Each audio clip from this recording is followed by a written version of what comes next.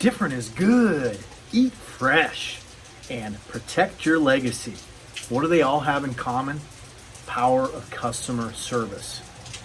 In the 90s, my first full-time summer job was working at a very busy Arby's drive-thru at a tourist town in Wyoming. And at times, that drive-thru was wrapped around the building with cars. And so I had to learn in a hurry how to deal with customers in a high-pressure situation. Of course, Arby's motto during that time in the 90s was different is good. They made these incredible roast beef sandwiches. I remember making the beef and cheddars and various types of sandwiches when I wasn't running that busy drive-thru. During my high school year, age 17, I had enough credits that I only had to go to school for half the day. So when I'd go to lunch, I got a job at Subway where I became a sandwich artist. And of course, Subway's motto, eat fresh. Now, what was unique about both of those jobs is what I learned about the power of customer service. So my job at Arby's, as I mentioned, required me to be able to deal with nonstop customers wrapped around the drive-thru during lunchtime, sometimes for 2 hours a day. And I learned quickly that customer service means that the customer is always right, and a smile on your face can go so far.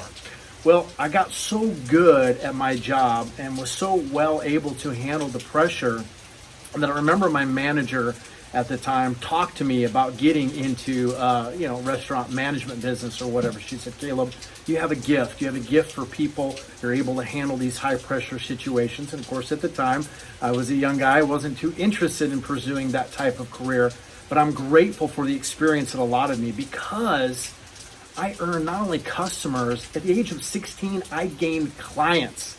I had people who would come in and ask for me by name, whether it was in the drive-thru or who came into the store to make their sandwich because I took so much care and concern about their well-being and making it right for them. Now that says something.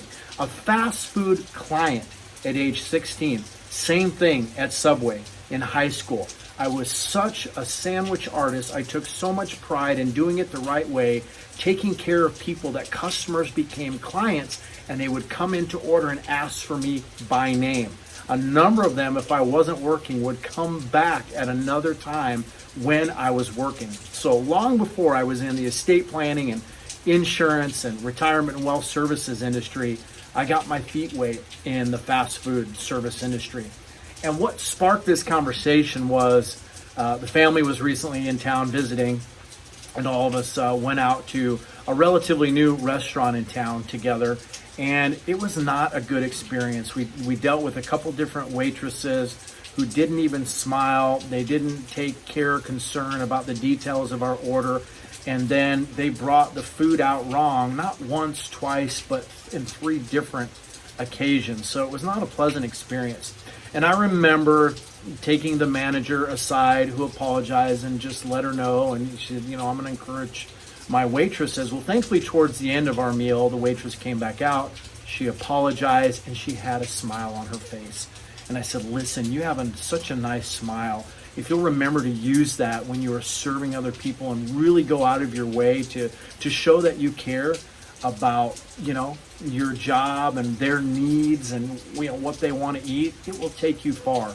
And she sincerely thanked me, and you could tell she appreciated it. So I'm so grateful for those early age experiences in Arby's and Subway and what it taught me about customer service. I think in a lot of ways, customer service has been lost, not just in the restaurant and food industry, but all across the board, right? People are so used to getting what they want, when they want it, as quickly as possible, that we forget to take the time to really prioritize our customers and our clients and put them first and going out of our way.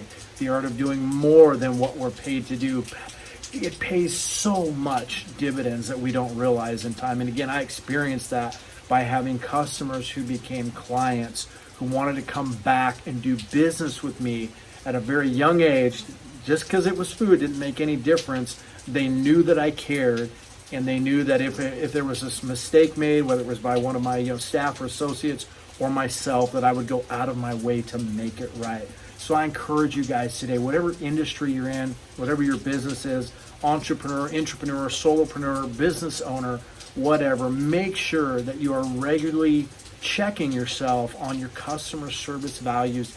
Get back from your feedback from your customers and clients, and just always remember that not only is different good and is eating fresh good, but whether you're protecting or building your legacy, whatever it is that you're doing, to strive to put people first and cultivate the art of serving others.